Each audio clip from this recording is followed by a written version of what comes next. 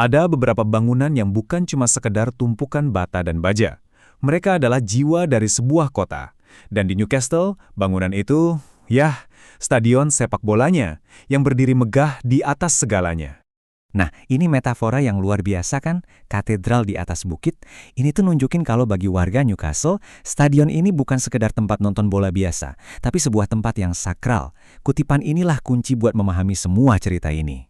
Dan, coba deh lihat gambar ini. Ini persis yang dimaksud. Lihat bagaimana stadion itu seolah-olah mengawasi kota yang ada di bawahnya. Kehadirannya itu begitu besar, mendominasi pemandangan kota. Benar-benar ikonik. Tapi, kalau kita perhatiin lagi, ada yang sedikit aneh. Sesuatu yang nggak simetris. Nah, ini dia misteri yang mau kita pecahkan. Kenapa katedral yang megah ini kelihatannya kok miring sebelah ya? Jawabannya ternyata bukan karena pilihan desain arsitekturnya yang sengaja dibikin nyantrik. Bentuk stadion yang unik ini justru lahir dari sejarah yang panjang dan penuh dengan pertarungan. Jadi, ini dia intinya. Perbedaan ketinggian yang kelihatan aneh antar tribun ini sebenarnya adalah bekas luka pertempuran.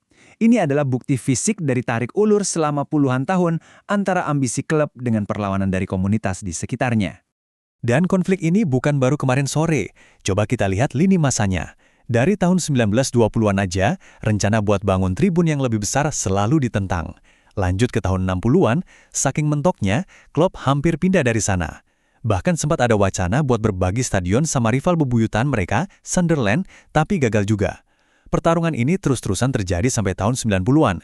Nah, dari gambar-gambar ini kelihatan banget bedanya. Di kiri, stadion yang masih sederhana di zaman dulu. Di kanan, bentuknya yang sekarang. Bisa kita lihat kalau pertumbuhannya itu nggak rapi. Tumbuhnya tuh tambal sulam, sepotong-sepotong, akibat dari setiap konflik dan kompromi yang tadi kita bahas itu.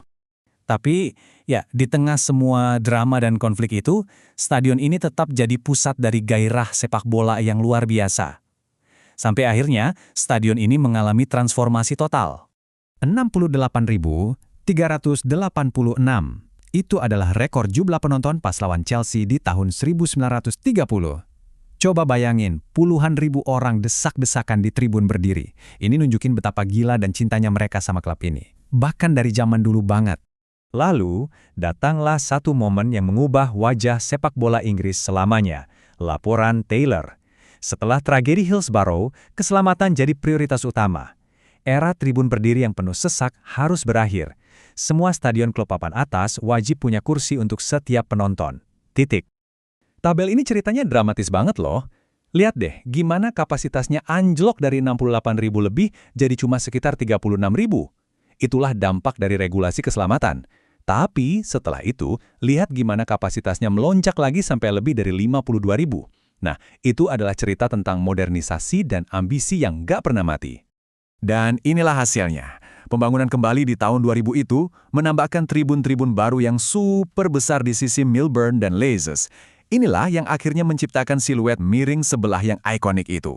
Satu sisi menjulang tinggi ke langit, sementara sisi lainnya lebih rendah. Sebuah pengingat abadi dari sejarah kompromi stadion ini.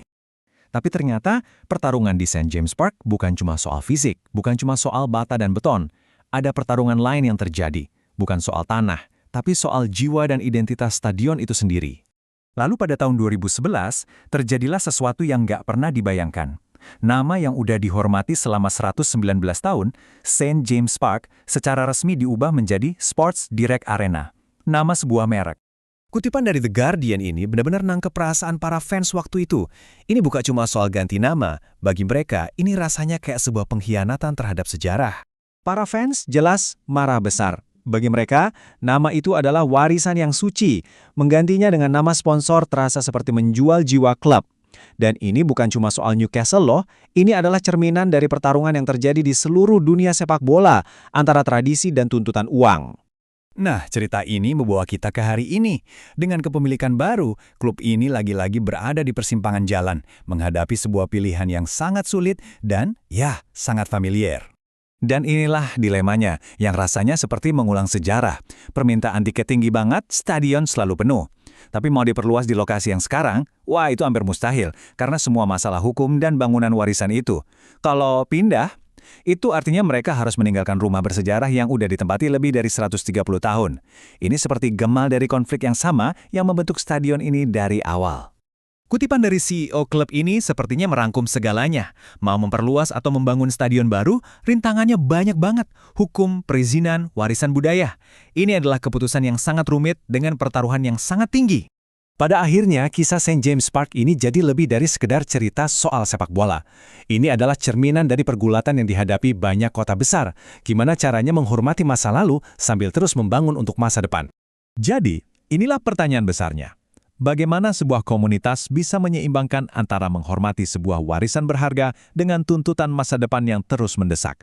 Itulah pertanyaan yang dihadapi Newcastle sekarang dan mungkin juga dihadapi oleh kota tempat tinggal kita. Dan nggak ada jawaban yang mudah untuk itu.